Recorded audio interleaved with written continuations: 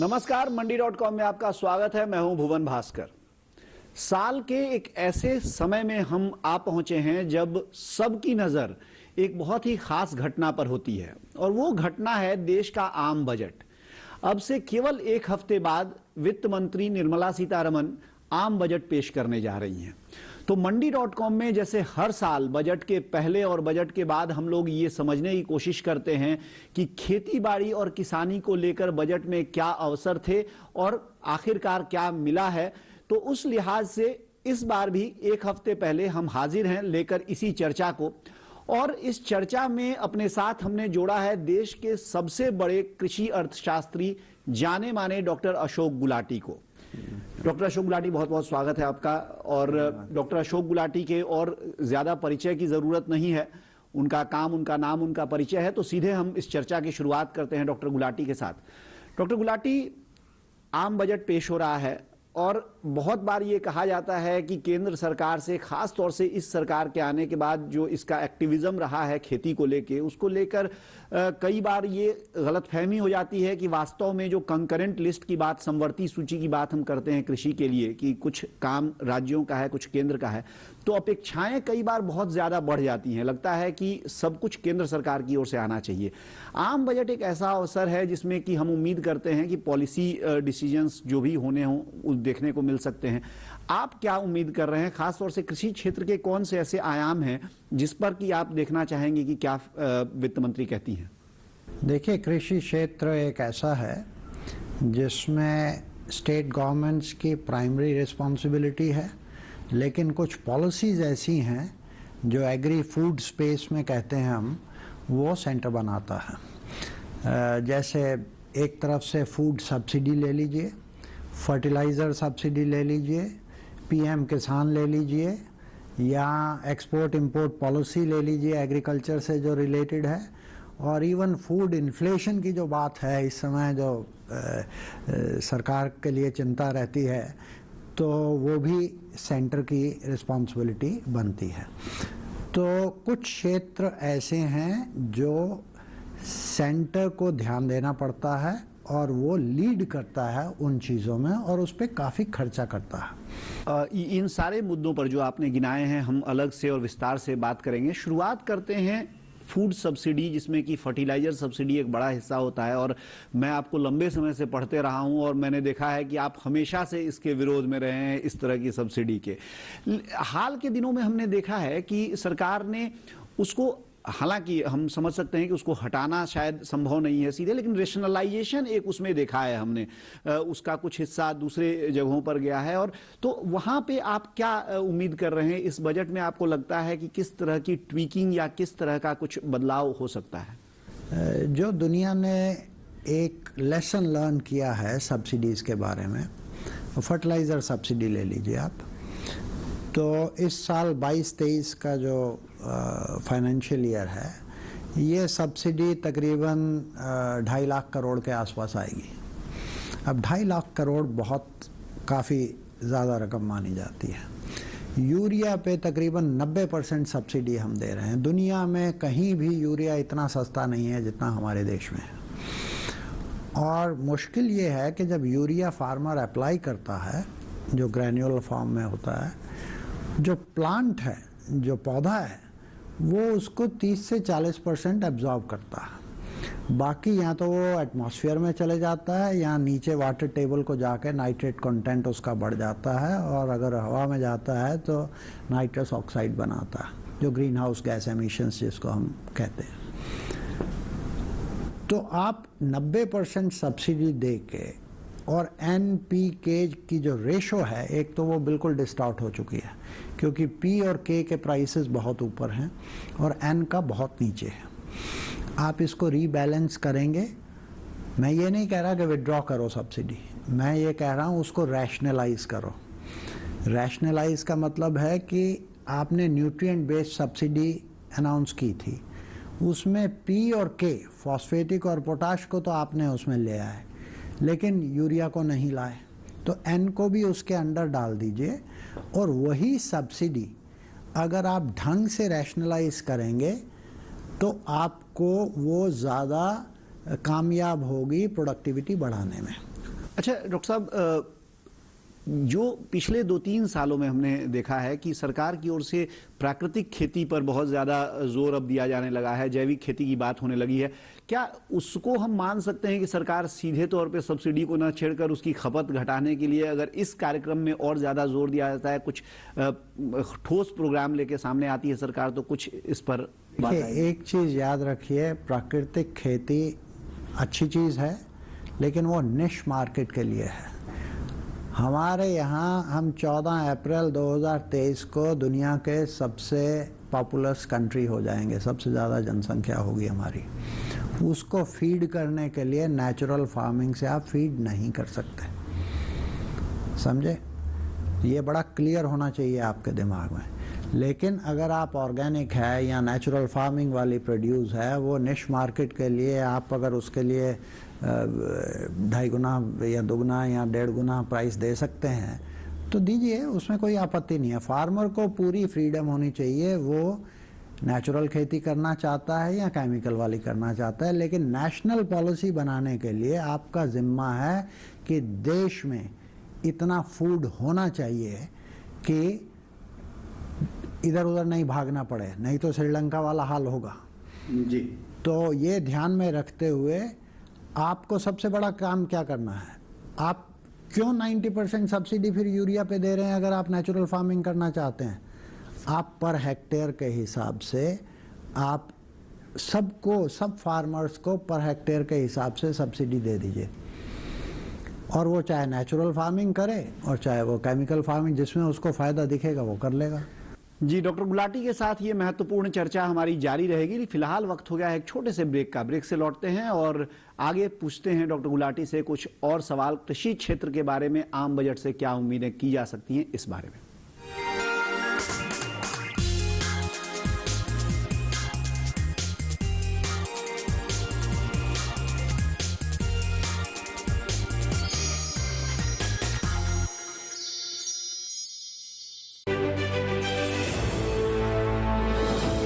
खुशहाल होंगे खेत, पशु भी रहेंगे स्वस्थ, सरकारी स्कीम का होगा लाभ, जब एक्सपर्ट्स का मिलेगा साथ, किसानों के सवाल, विशेषज्ञों के जवाब, अब सिर्फ एक फोन कॉल पर। देखिए अपना खास प्रोग्राम। हमारे टोल फ्री नंबर हैं 1800-113060, 1800-113061। हेलो किसान, सोमवार से शुक्रवार शाम 6 बजे सिर्फ दूरदर्शन किसान पर।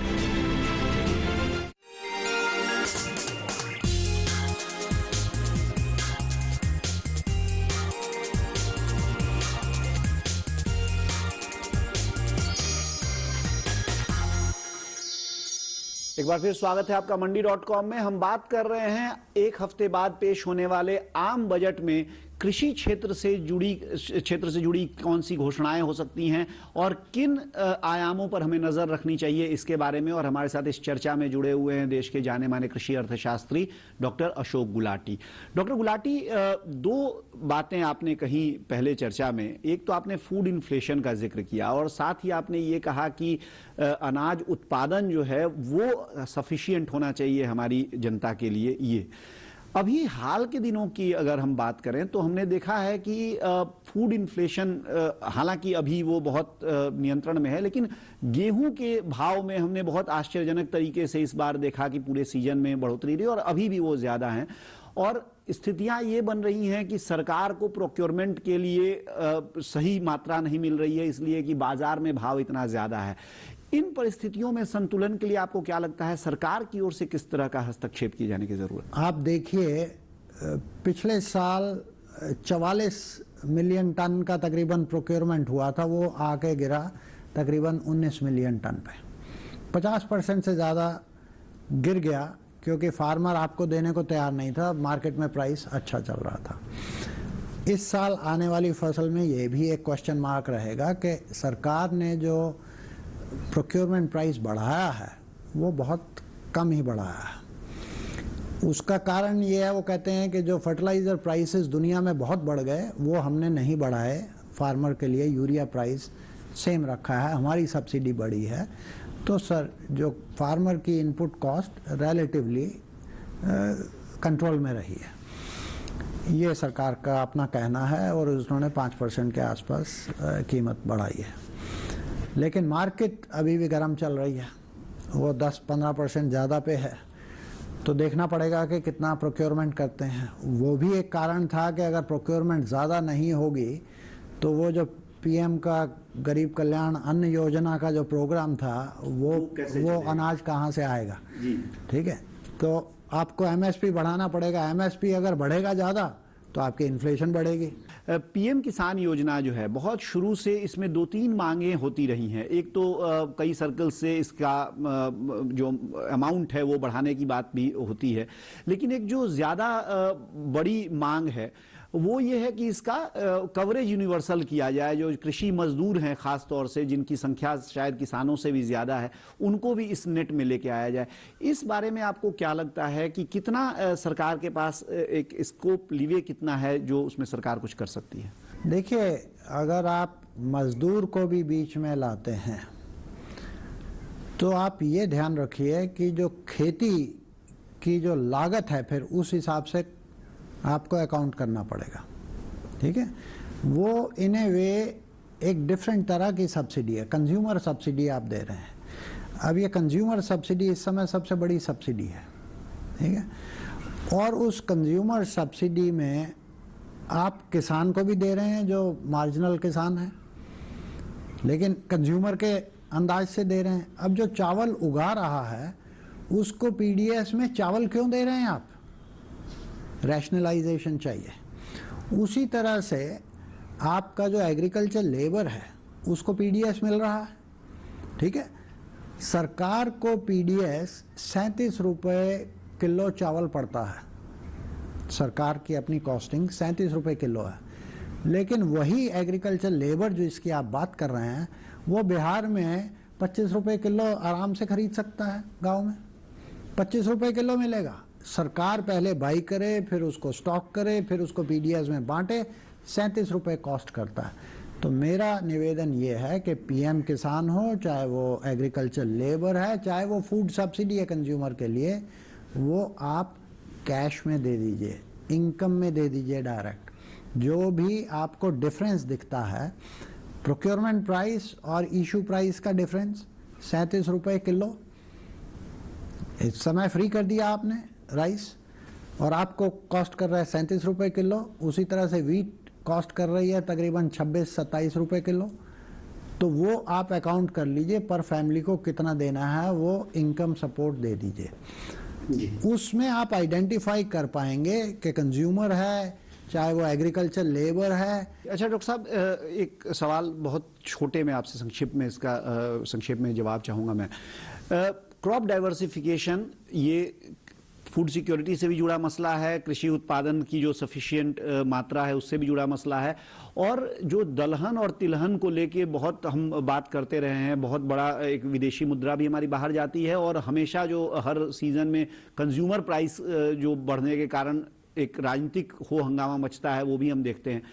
इन सब को जोड़ते हुए आपको लगता है कि बजट में कोई सरकार की ओर से कोई नीतिगत ऐसा बदलाव किया जा सकता है या करना चाहिए जिससे कि इसमें कुछ प्रगति दिखे? क्योंकि दलहन में हमने फिर भी बहुत हद तक सफलता पाई है उत्पादन बढ़ाने में, तिलहन में उस तरह की अभी सफलता नहीं दिख रही है। देखिए, दलहन में जिस समय 2016-17 में एकदम प्रोडक्शन तकरीबन 6 मिलियन टन से बढ़ गया था, किसी को नहीं समझ आया कैसे बढ़ गया। इसको अगर कंटिन्यूसली आगे बढ़ाना है तो आपको उसकी रिसर्च एंड डेवलपमेंट पे खर्चा करना पड़ेगा, और वो हमारा बहुत कम है। पूरे ICAR का बजट जो रिस्पॉन्सिबल है सेंटर में डिफरेंट कमोडिटीज़ पे रिसर्च करने के लिए, वो 8,000 करोड़ से कम है। ओके, और उधर से हम फर्टिलाइज़र सब्सिडी देते हैं जो 2.5 लाख करोड़ पे जा रही है, या फूड सब्सिडी जो 22-23 में 3.5-3.5 लाख करोड़ के बीच में जाएगी। तो 8,000 करोड़ से रिसर्च नहीं हो सकती इस देश की डिफरेंट कमोडिटीज़ के लिए। तो प्रोडक्टिविटी बढ़ानी पड़ेगी आपको पाम ऑयल है या सोया ऑयल है। सोया ऑयल सारा जीएम ऑयल है, सनफ्लावर ऑयल है या कनोला आता है वो भी। वो पीछे इन्होंने 11,000 करोड़ का एक पाम ऑयल मिशन शुरू किया था। उसको आगे बढ़ाया जाए, तेज़ी से बढ़ाया जाए, उसकी इम्प्लीमेंटेशन की जाए तो उसमें उम्मीद है। कोई नई स्कीम ऐसी करने की ज़रूरी नहीं है, जो है उसको इम्प्लीमेंट कर लें, उसको थोड़ा जल्दी से रिजल्ट्स उसके आएँ तो उससे तिलहन में इम्प्रूवमेंट हो सकती है, आपकी डिपेंडेंस कम हो सकती है। जी डॉक्टर गुलाटी, हमारी ये चर्चा आपके साथ जारी रहेगी, लेकिन फिलहाल वक्त हो गया एक छोटे से ब्रेक का। ब्रेक से लौटने के बाद जानेंगे कृषि क्षेत्र के कुछ और पहलुओं के बारे में और समझने की कोशिश करेंगे कि क्या इस बजट में उन पहलुओं पर कुछ महत्वपूर्ण फैसले आ सकते हैं या आने चाहिए। बने रहिए हमारे साथ, देखते रहिए मंडी.com।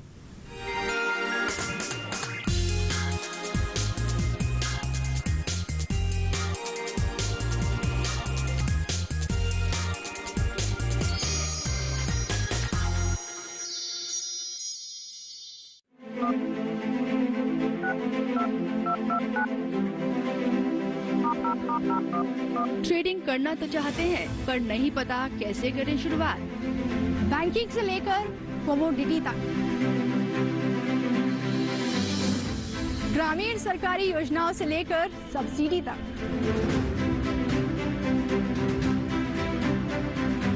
इन तमाम जानकारियों पर देखिए हमारा प्रोग्राम डिजिटल किसान, हर रविवार शाम 7 बजे और पुनः प्रसारण मंगलवार शाम 4 बजे सिर्फ दूरदर्शन किसान पर।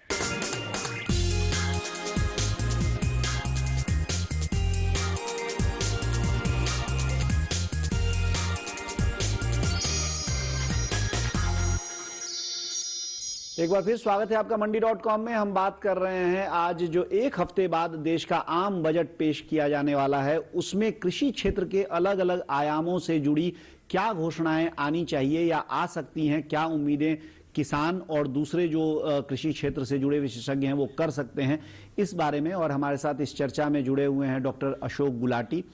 डॉक्टर गुलाटी, हमने क्रॉप डाइवर्सिफिकेशन की बात की, बहुत सारी बातें, फूड इन्फ्लेशन की बात की, फर्टिलाइजर इन्फ्लेशन की बात की। किसानों की आमदनी बढ़ाना ये एक ऐसा मुद्दा है जो सरकार, इस खास तौर से मोदी सरकार ने बिल्कुल शुरू से ही अपने कृषि एजेंडे के बीच में रखा हुआ है। यहाँ पे कृषि से जुड़े दूसरे जो सेक्टर हैं उनकी बहुत महत्वपूर्ण भूमिका है और आपने भी कई बार लिखा है और ये कहा जाता रहा है कि जो खास तौर से दूसरे क्षेत्र, दूध और पोल्ट्री और फिशरी जैसे सेक्टर्स हैं, वो 20% तक का ग्रोथ रेट हमने वहाँ देखा है। क्या लगता है आपको, उसको और सुदृढ़ करने के लिए क्या करने की ज़रूरत है? देखिए, अगर आपको किसान की इनकम बढ़ानी है और कृषि से बढ़ानी है तो क्रॉप सेक्टर में तो अगर करेंगे तो हॉर्टिकल्चर में जाना पड़ेगा, ग्रेप्स उगाने पड़ेंगे या हाई वैल्यू एग्रीकल्चर जिसको हम कहते हैं वो करने पड़ेंगे, या प्रोटेक्टेड कल्टीवेशन में प्रोडक्टिविटी टमाटोज की दूसरी की बड़ी हो जाती है और उसके लिए मार्केट्स चाहिए साथ में। दूसरा जो रास्ता है जहां पिछले 20 साल में पोल्ट्री की ग्रोथ देखिए सबसे फास्टेस्ट है, उसके बाद फिशरी है, उसके बाद डेयरी है, तो इनकी ग्रोथ जो सीरियल सेक्टर है या फूड ग्रेन सेक्टर है उससे 2.5 गुना 3 गुना है।